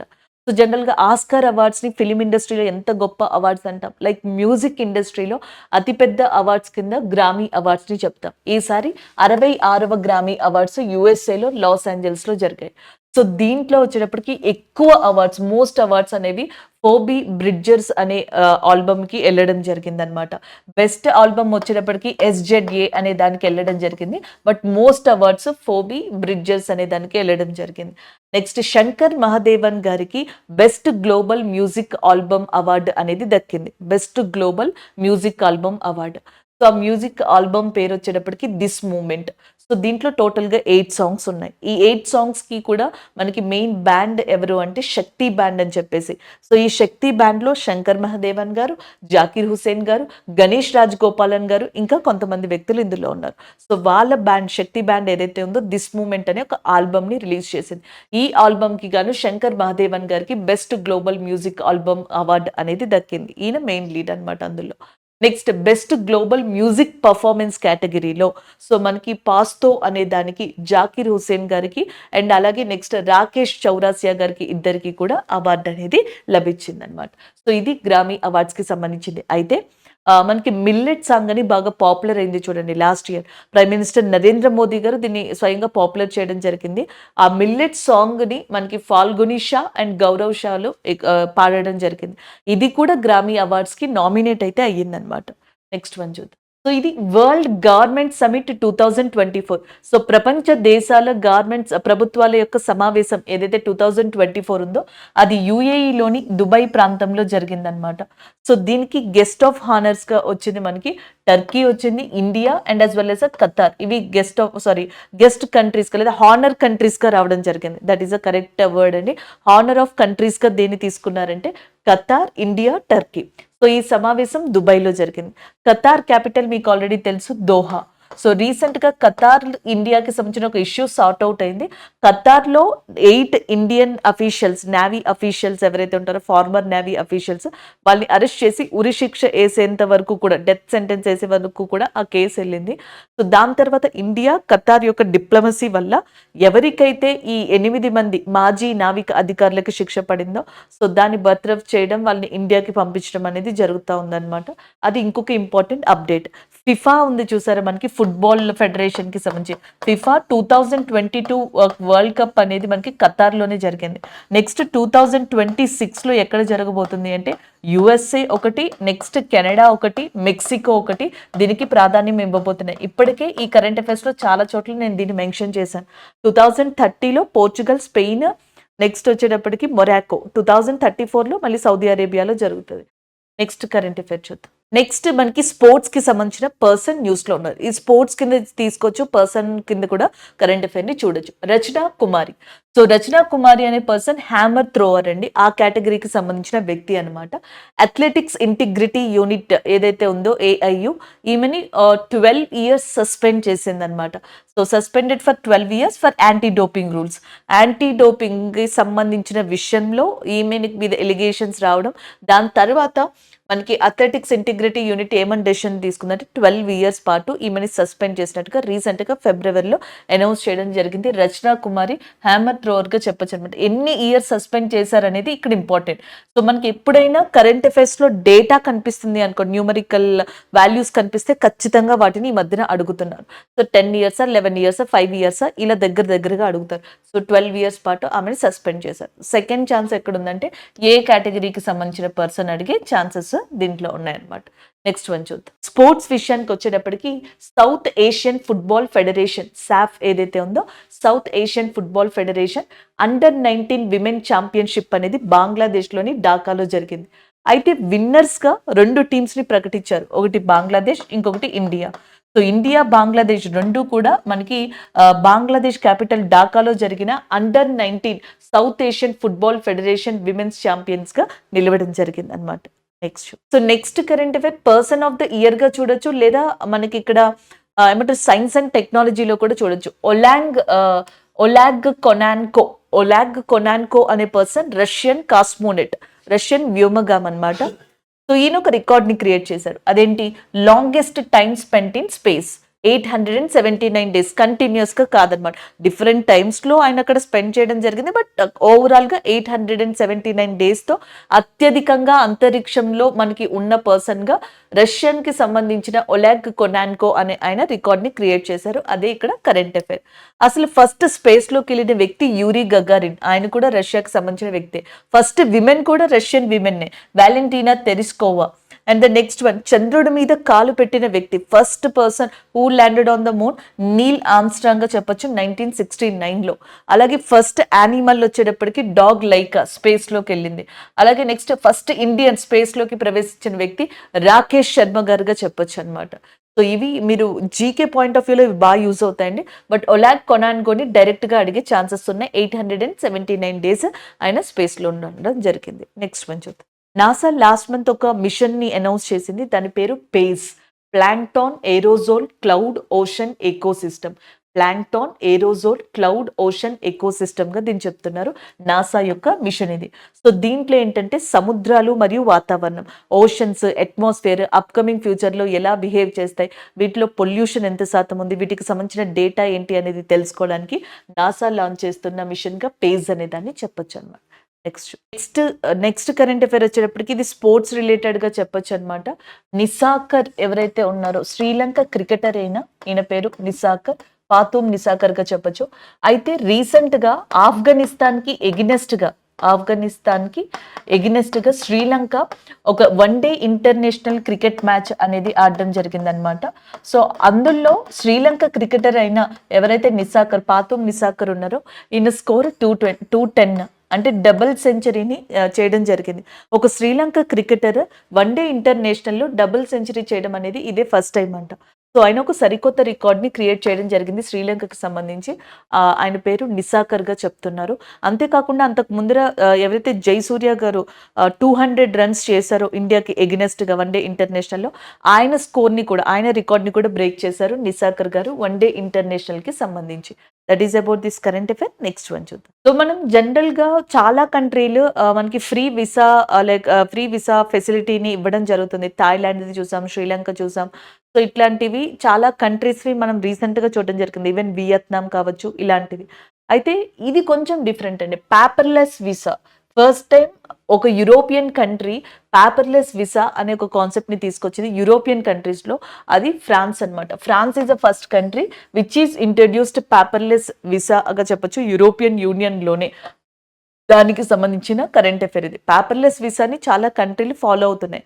బట్ యూరోపియన్ యూనియన్ కి సంబంధించిన ఫస్ట్ కంట్రీ ఇలాంటి దాన్ని ఇష్యూ చేసింది ఏది అంటే ఫ్రాన్స్ గా చెప్పొచ్చు అనమాట. దానికి సంబంధించిన అప్డేట్ ఇది. డైరెక్ట్ గా క్వశ్చన్ పడే ఛాన్స్ ఉందన్నమాట. పేపర్లెస్ కరెన్సీని రీసెంట్ గా ఏ కంట్రీ ప్రకటించింది, అనౌన్స్ చేసింది, అది ఒకటి. లేదా ఏ యూరోపియన్ యూనియన్ కంట్రీ, లేదా ఇది ఎందులో భాగంగా ఉంది, ఇలాంటి క్వశ్చన్స్ అనమాట. ఫ్రాన్స్ యొక్క క్యాపిటల్ మీకు ఆల్రెడీ తెలుసు, Paris. So Paris head quarters గా ఉన్నది. దేనికి సంబంధించి హెడ్ క్వార్టర్స్ గా ఉందంటే యునెస్కోతో పాటు చాలా వాటికి ప్యారిస్ హెడ్ క్వార్టర్స్ గా ఉంది. అలాగే నెక్స్ట్ ఫ్రాన్స్ యొక్క ప్రైమ్ మినిస్టర్ గా మనకి ప్రెసెంట్ ఉన్నది గ్యాబ్రియల్ అటల్ ఎవరైతే ఉన్నారో ఆయన ఫ్రాన్స్ యొక్క ప్రైమ్ మినిస్టర్ గా ఉన్నారు. ఫ్రాన్స్ యొక్క ప్రెసిడెంట్ గా మనకి ప్రెసెంట్ ఉన్నది ఇమాన్యుయల్ మ్యాక్రోన్ అనే పర్సన్. సో ఇది ఓవరాల్ గా దీనికి సంబంధించిందండి. నెక్స్ట్ చూద్దాం. 45th edition of chess olympiad, 45వ చెస్ ఒలింపియాడ్ అనేది రీసెంట్ గా మనకి వెన్యూని ప్రకటించడం జరిగింది. హంగేరీలో ఉన్న బుదపెస్ట్ లో అది జరగబోతుంది. 10th September నుంచి 23rd September మధ్యలో 2024లో, ఈ ఇయర్ సెప్టెంబర్ లో మనకి 45వ చెస్ ఒలింపియాడ్ అనేది హంగేరీలో బుదపెస్ట్ లో జరగబోతుంది. 44th ఎడిషన్ మనకి ఇండియాలోనే జరిగింది, చెన్నైలో జరిగింది అనమాట. సో దాని యొక్క దాని యొక్క మాస్కెట్ సింబల్ వచ్చేటప్పటికి తాంబి, బ్రౌన్ హార్స్ అనేది 44th ఎడిషన్ ఏదైతే మనకి చెన్నైలో జరిగిందో దాని యొక్క సింబల్ తాంబి, బ్రౌన్ హార్స్ అని చెప్పేసి అంటారంట. సో మనకి టార్చ్ బ్యారియర్ గా ఈ ఒలింపియాడ్ కి సంబంధించి, లేదా ఈ ఏదైతే ఒలింపిక్ చెస్ ఒలింపియాడ్ ఉందో దానికి టార్చ్ బ్యారియర్ గా విశ్వనాథ్ ఆనంద్ గారు ఉన్నారు. 44th దానికి 45th దానికి హంగేరీలో జరుగుతుంది కదా! మిగతా ఇన్ఫర్మేషన్ రావాల్సింది. బట్ ఎక్కడ జరుగుతుంది అంటే హంగేరీలో ఇది జరగబోతుంది. Next so next current affair ఇక్కడ మీరు చూడొచ్చు. 7th ఇండియన్ ఓషన్ కాన్ఫరెన్స్ 7వ హిందూ మహాసముద్రం ఏదైతే ఉందో సమావేశం అది మనకి ఎక్కడ జరిగింది అంటే ఆస్ట్రేలియాలో. సో ఆస్ట్రేలియాలోని పర్త్ అనే ప్రదేశంలో 9th నుంచి 10th ఫిబ్రవరి మధ్యలో జరిగింది. దీని యొక్క థీమ్ వచ్చేటప్పటికి towards a stable and sustainable Indian ocean. So ఫస్ట్‌లో 2016లో హిందూ మహాసముద్రం పరిరక్షణ అభివృద్ధి కోసం అని చెప్పేసి మన మినిస్ట్రీ ఆఫ్ ఎక్స్టర్నల్ అఫైర్స్ సహకారంతో దీన్ని మనకి మిగతా కంట్రీస్‌తో కలిసి ఇనిషియేషన్ చేశారు. సో దీంట్లో మనకి ఇండియా సాగర్ అనే ఒక ప్రోగ్రామ్ ని స్టార్ట్ చేసింది. Regional cooperation for security and growth for all the region. So మనకి సాగర్ గురించి కూడా క్వశ్చన్స్ అడుగుతారండి. సాగర్ ఎబ్రివేషన్. ఇలాంటి ప్రోగ్రామ్స్ ని ఇంకా బాగా పాపులర్ చేసేందుకు దీంట్లో భాగంగా గవర్నమెంట్ ఆఫ్ ఇండియా యాక్టివ్ గా ఇందులో మనకి పార్టిసిపేషన్ చేయడం జరుగుతుంది. మినిస్ట్రీ ఆఫ్ ఎక్స్టర్నల్ అఫైర్స్ యొక్క కాంట్రిబ్యూషన్ ఎక్కువ ఉందన్నమాట. సో అలాంటి 7వ హిందూ మహాసముద్ర సమావేశం 7th ఇండియన్ ఓషన్ కాన్ఫరెన్స్ ఆస్ట్రేలియాలోని పర్త్ లో 9th to 10th ఫిబ్రవరి మధ్యలో జరిగింది. టువర్డ్స్ ఆ stable and sustainable Indian ocean అనేది దాని యొక్క మెయిన్ థీమ్ గా ఉంది. నెక్స్ట్ వన్ ఈ కరెంట్ అఫైర్ సైన్స్ అండ్ టెక్నాలజీకి సంబంధించింది గగన్యాన్. సో గగన్యాన్ని ఎప్పుడో మనం కోవిడ్ ముందర నుంచి ట్రై చేస్తున్నాం లాంచ్ చేయాలని. కోవిడ్ వల్ల మిగతా వాటి వల్ల ఇది డిలే అవుతా వచ్చింది. యాక్చువల్గా ఇండియన్ గవర్నమెంట్ 2025కి గగన్యాన్ని లాంచ్ చేయాలనుకుంది. బట్ 2024 ఎండింగ్ కల్లా లాంచ్ అయిపోతుంది అనమాట. దానికి సంబంధించి ప్రైమ్ మినిస్టర్ నరేంద్ర మోదీ గారు 4 ఆస్ట్రోనట్స్ ఎవరైతే ఉన్నారో నలుగురు వ్యోమగాముల్ని కూడా మీడియాకి ఇంట్రడ్యూస్ చేశారు. సో వాళ్ళల్లో ఒకళ్ళు గ్రూప్ కెప్టెన్ అయిన ప్రశాంత్ బాలకృష్ణ నాయర్ గారు, అండ్ నెక్స్ట్ గ్రూప్ కెప్టెన్ అయిన అజిత్ కృష్ణన్ గారు, నెక్స్ట్ అంగద్ ప్రతాప్ గారు, నెక్స్ట్ వచ్చేటప్పటికి శుభాంశు శుక్లా గారు, వింగ్ కమాండర్ శుభాంశు శుక్లా గారు, అంగద్ ప్రతాప్ గారు అండ్ అజిత్ కృష్ణన్ గారు, ప్రతాప్ బాలకృష్ణన్ నాయర్ గారు. వీళ్ళ నలుగురు కూడా మనకి 4 ఆస్ట్రోనట్స్ గగన్యాన్ మిషన్ ద్వారా స్పేస్లోకి వెళ్ళబోతున్నారు అనమాట. సో మనకి గగన్యాన్ మిషన్ 2024 ఎండింగ్ కల్లా లాంచ్ చేస్తారు. వీళ్ళతో పాటుగా మనకి ఒక ఫీమేల్ రోబోట్ని కూడా పంపబోతున్నారు, వ్యోమమిత్ర. యాక్చువల్గా గగన్యాన్ అనేది ఒక స్పేస్ ఫ్లైట్ కింద చెప్తున్నారు అనమాట. ఫస్ట్లో దీన్ని అసలు ఎలా అనుకున్నారు అంటే అర్త్కి ఒక 400 కిలోమీటర్స్ దూరంలో, అర్త్ ఆర్బిట్కి 400 కిలోమీటర్స్ దూరంలో సో మనకి ఒక 2 అన్మాన్డ్ వెహికల్స్, ఒక మ్యాన్డ్ వెహికల్ని లాంచ్ చేయాలి. ఈ మ్యాన్డ్ వెహికల్లో 3 ఆస్ట్రోనట్స్, ఒక ఫీమేల్ ఆస్ట్రోనట్ ఉండేలాగా చూసుకోవాలి అన్నట్టుగా ఫస్ట్లో అనుకున్నారు. బట్ దాని తర్వాత నెమ్మదిగా అన్ని చేంజ్ అవుతా వచ్చాయి. ఇప్పుడు మనకి 4 ఆస్ట్రోనట్స్ ఉన్నారు, ఒక ఫీమేల్ రోబోట్ ఉందన్నమాట వ్యోమమిత్ర అనేది. సో దీన్ని 2024 ఎండింగ్కి లాంచ్ అయిపోతున్నారు. అదే గగన్యాన్కి సంబంధించిన ఇంపార్టెంట్ అప్డేట్గా చెప్పొచ్చు. నెక్స్ట్ వన్ చూద్దాం. ఇండియన్ డిఫెన్స్కి యూజ్ అయ్యేలాగా మనకి ఐఐటి మద్రాస్, నెక్స్ట్ మనకి మ్యునేషన్స్ ఇండియా లిమిటెడ్ వీళ్ళిద్దరూ కలిసి ఒక ఏమంటారు స్మార్ట్ ఎమ్యునేషన్ని అరేంజ్ చేయడం జరిగింది. దాని పేరు 155mm స్మార్ట్ ఎమ్యునేషన్గా చెప్తున్నాం. సో ఈ మిసైల్, ఈ వెపన్ ఏదైతే ఉందో ఇది జనరల్గా మనకి దీని యొక్క maximum range 38 kilometres, minimum range 8 కిలోమీటర్స్గా చెప్తున్నారు. యాక్యురేట్గా టార్గెట్ని రీచ్ అయ్యేలాగా దీన్ని డిజైన్ చేశారంట. సో ఈ మిసైల్ పేరు 155mm స్మార్ట్ ఎమ్యునేషన్. రీసెంట్గా IIT Madras, munition India limited కలిసి దీన్ని రూపొందించడం జరిగింది. నెక్స్ట్ చూద్దాం. So next current affair 76th national independence day శ్రీలంకకి సంబంధించి రీసెంట్గా జరిగింది. శ్రీలంక యొక్క 76వ స్వతంత్ర దినోత్సవం అనేది జరిగింది. ఇది యాక్చువల్గా Feb 4th మనకి ఇండిపెండెన్స్ డే అనేది వచ్చింది. మనకి August 15th 1947 కదా. శ్రీలంకకి 1948 Feb 4th ఇండిపెండెన్స్ డే అనేది రావడం జరిగింది. So 76th national independence day రీసెంట్గా జరిగింది శ్రీలంకకి సంబంధించి. సో దాని యొక్క theme let's build new country అనేది దాని యొక్క థీమ్గా ఉందన్నమాట. శ్రీలంకలో రీసెంట్గా హెల్త్ ఎమర్జెన్సీ, ఫినాన్షియల్ క్రైసిస్ చాలా వరకు వచ్చినాయి. ఈవెన్ ఇండియా కూడా శ్రీలంకకి హెల్ప్ చేయడం జరిగింది ఒక రకంగా. అక్కడ SBI శాఖల్ని ఏర్పాటు చేయడం, కొన్ని కల్చరల్ సెంటర్స్ని డెవలప్ చేయడం, ఇలాంటివి మనం శ్రీలంకకి చేయడం జరిగింది రీసెంట్గా. And let's build new country అనేది థీమ్. ఇండియాకి సంబంధించిన INS కరాంజ్ అనేది దీంట్లో పార్టిసిపేట్ చేసింది. శ్రీలంక యొక్క ఇండిపెండెన్స్ డే ఈవెంట్లో ఇండియా యొక్క INS కరాంజ్ అనేది కూడా పార్టిసిపేట్ చేయడం జరిగింది. అలాగే ఇండియాకి శ్రీలంకకి మధ్యలో ఉన్న యుద్ధ విన్యాసం, the exercise between India and Sri Lanka ఈ స్లినెక్స్ 2023 శ్రీలంకలోని కొలంబోలో జరిగింది. శ్రీలంకకి 2 క్యాపిటల్స్ ఉన్నాయి, కొలంబో, జయవర్ధనపుర కోటే. సో రాణి విక్రమసింగ్ ఎవరైతే ఉన్నారో రనిల్ విక్రమసింగే, సో ఆయన శ్రీలంక యొక్క ప్రెసిడెంట్గా ఉన్నారు. దినేష్ గుణవర్ధనే గారు ప్రైమ్ మినిస్టర్ ఆఫ్ శ్రీలంక కింద ఉన్నారు. So this is all about శ్రీలంకకి సంబంధించిన అప్డేట్. నెక్స్ట్ చూద్దాం sports related. First BIMSTEC aquatic championship, మొట్టమొదటి బీమ్స్టాక్ అక్వాటిక్ ఛాంపియన్షిప్ అనేది ఢిల్లీలో జరిగిందనమాట. సో దాదాపుగా మనకి ఏమంటారు 13కి పైగా ఈ వాటర్ ఈవెంట్స్ అనేవి దీంట్లో కండక్ట్ చేశారు. వాటర్ పోలో, స్విమ్మింగ్ ఇలాంటివి డిఫరెంట్ కేటగిరీస్లో. శ్యామ్ ప్రసాద్ ముఖర్జీ ఏదైతే మనకి స్టేడియం అనేది ఉందో, లేదా శ్యామ్ ప్రసాద్ ముఖర్జీ అక్వాటిక్ స్టేడియం ఉందో అక్కడ దీనిని మనకి నిర్వహించడం జరిగిందనమాట. సో నెక్స్ట్ వచ్చేటప్పటికి బీమ్స్టెక్ అంటే bay of Bengal initiative for multi sectoral technical and economic cooperation గా దీన్ని చెప్పొచ్చు. సో బీమ్స్టెక్ లో 7 కంట్రీస్ ఉంటాయి. దీంట్లో 5 కంట్రీస్ వచ్చేటప్పటికి ఒకటి ఇండియా, నెక్స్ట్ ఆ 4 కూడా ఇండియా చుట్టుపక్కలవి. అంటే ఒకటి భూటాన్ గా చెప్పొచ్చు, అండ్ ఇంకొకటి వచ్చేటప్పటికి నేపాల్ గా చెప్పడం జరుగుతుంది. అలాగే ఇంకొకటి వచ్చేటప్పటికి మనకి Sri Lanka and as well as Bangladesh. Sri Lanka, Bangladesh, Nepal, Bhutan, India ఈ 5 కంట్రీస్, వీటితో పాటు థాయిలాండ్, మయన్మార్. సో టోటల్గా 7 కంట్రీస్ బీమ్స్టెక్ లో ఉన్నాయి. Bay of Bengal initiative for multi sectoral technical and economic cooperation గా దీన్ని చెప్పొచ్చు. సో దీనికి సంబంధించి ఫస్ట్ బీమ్స్టెక్ అక్వాటిక్ ఛాంపియన్షిప్ అనేది ఢిల్లీలో కండక్ట్ చేయడం జరిగింది. నెక్స్ట్ సో మనకి బ్రిటిష్ టైం నుంచి వస్తున్న ఏవైతే క్రిమినల్ లాస్, అంటే బ్రిటిష్ టైంలోనే ఈ ఇండియన్ పీనల్ కోడ్ క్రిమినల్ లాస్ని తీసుకురావడం జరిగింది. అవే ఇండిపెండెన్స్ వచ్చిన తర్వాత అవే నేమ్స్ తోటి అండ్ అదే ప్రొసీజర్లో మనం ఫాలో అవుతూ ఉన్నాం. అయితే ఇండియాలో రీసెంట్గా 3 క్రిమినల్ లాస్ ఏవైతే ఉంటాయో సో అవి కొంచెం చేంజ్ చేయడం జరిగింది. ఆ చేంజ్ చేసినవి జూలై 1 నుంచి మనకి ఎఫెక్టివ్లోకి రానున్నాయి, ఫోర్స్లోకి రానున్నాయి.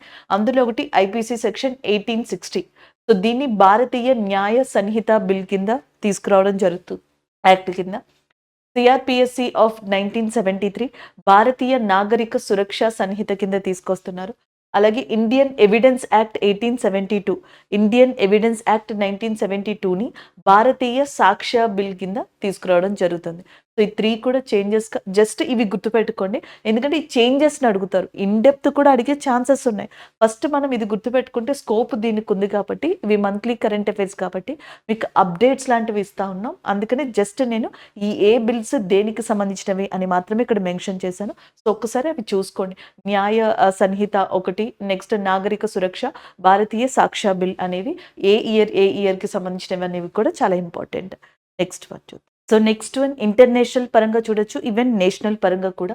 Prime minister of Guyana and 6-day official visit to India. So Guyana కంట్రీకి సంబంధించి అండ్ ఎవరైతే ప్రైమ్ మినిస్టర్ ఉన్నారో ఆయన ఇండియాకి 6-day అఫీషియల్ విజిట్కి వచ్చారు. ఆయన పేరు మార్క్ ఫిలిప్స్.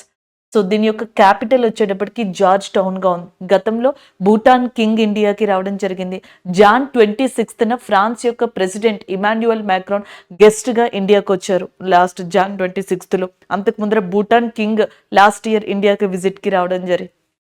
సో ఇట్లా మనకి గైనాకి సంబంధించిన ఎవరైతే ప్రైమ్ మినిస్టర్ ఉన్నారో మార్క్ ఫిలిప్స్ రీసెంట్గా ఇండియాని విజిట్ చేస్తుండే. సో ఈయన ఏ కంట్రీకి సంబంధించి అని అడిగే ఛాన్సెస్ ఉన్నాయి.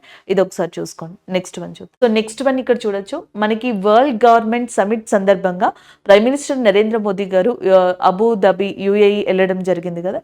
సో ఆ టైంలో మనకి అలాన్ మోదీ డయోస్పరా అనేది నిర్వహించారనమాట. అక్కడున్న ఇండియన్స్ అందరితో కలిపి ఒక సమావేశాన్ని నిర్వహించారు. దానికి అలాన్ మోదీ అని చెప్పేసి పేరు పెట్టడం జరిగిందనమాట. ఇది అబుదాబిలో జరిగింది.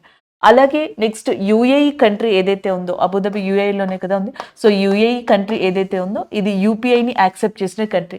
మన కంట్రీ యొక్క యూపీఐ అనేది అక్కడ కూడా లాంచ్ చేశారనమాట.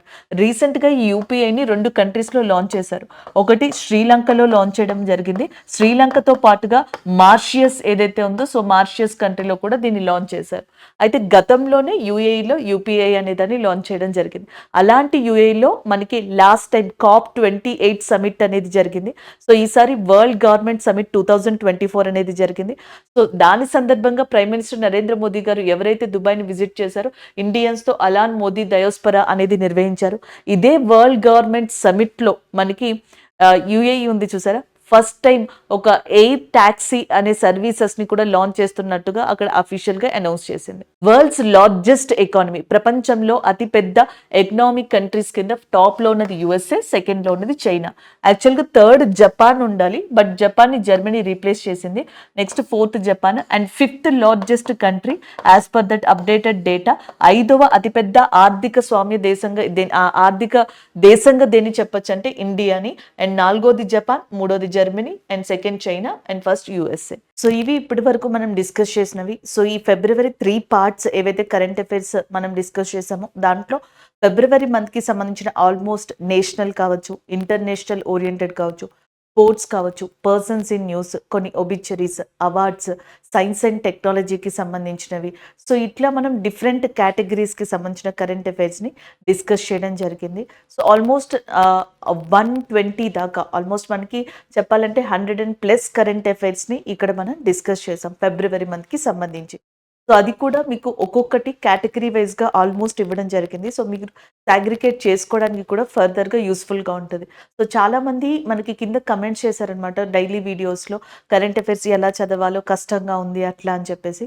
సో మీరు ఎవరైతే ఇందులో ఉండేవి national science and technology February month current affairs కొంచెం అలవాటు చేసుకున్నారంటే ఆ నేమ్స్ కావచ్చు, ఆ కాన్సెప్ట్స్ మీకు అర్థమవుతాయి. ఫర్దర్గా ఏమవుతుంది అంటే ఇవే కొంతవరకు ఈ prime ministers, presidents, science and technology words, terminology మీకు మార్చ్, ఏప్రిల్ ఇట్లా రిపీట్ అవుతూ ఉంటాయి. దానివల్ల మీకు ఈజీ అయిపోతుంది ఆ నేర్చుకోవడం కావచ్చు, లేకపోతే ఆ వర్డ్ ఫార్మింగ్ కావచ్చు, అంత ఈజీగా రావడం జరుగుతుంది. కానీ మీరు చేయాల్సిందల్లా ఒకసారి చూసి ఊరుకోకుండా రివైజ్ చేయండి. సో డిఫరెంట్గా మళ్ళీ ఎంసీక్యూస్ని ట్రై చేయండి. ఒకసారి మీకు మీరు మళ్ళీ ఇంకొకసారి రివైజ్ చేసుకోండి. నెంబర్ ఆఫ్ రివిజన్స్ కనుక మీరు పర్టికులర్గా ఒక మంత్ కరెంట్ అఫైర్స్కి ఇవ్వగలిగితే సో ఫర్దర్గా వచ్చే నెక్స్ట్ మంత్స్ కరెంట్ అఫైర్స్ అన్ని కూడా మీకు ఈజీగా అలవాటు అవుతాయి. సో ఎప్పుడైతే హ్యాబిచువేషన్స్లోకి వచ్చిందో, ఎప్పుడైతే అలవాటు అయిపోయిందో దాని తర్వాత మనకి ఈజీగా గుర్తుంటుంది అండ్ నెగిటివ్ మార్క్స్ తక్కువ పెడతాం, ఈజీగా కరెంట్ అఫైర్స్లో ఎక్కువ స్కోర్ చేస్తాం. ఇంకేమన్నా మీకు డౌట్స్ ఉన్నట్టయితే ఈ కరెంట్ అఫైర్స్కి సంబంధించి కావచ్చు, ఇంకా మనకి ఈ ఏవైతే మనం కేటగిరీస్ చెప్పామో వాటికి సంబంధించి కావచ్చు, మీరు మనకి డైలీ కరెంట్ అఫైర్స్ జరుగుతాయి కదా, అక్కడ కమెంట్ చేయొచ్చు, లేదా ఇక్కడ కూడా కమెంట్ చేయొచ్చు. సో అవి చూసి మీ డౌట్స్ ఏమన్నా ఉంటే గనక మనం డైలీ కరెంట్ అఫైర్స్ చెప్పుకున్నప్పుడు లాస్ట్లో మీరు ఏమైనా డౌట్స్ మెన్షన్ చేస్తే అక్కడ క్లారిఫై చేయడం జరుగుతుంది.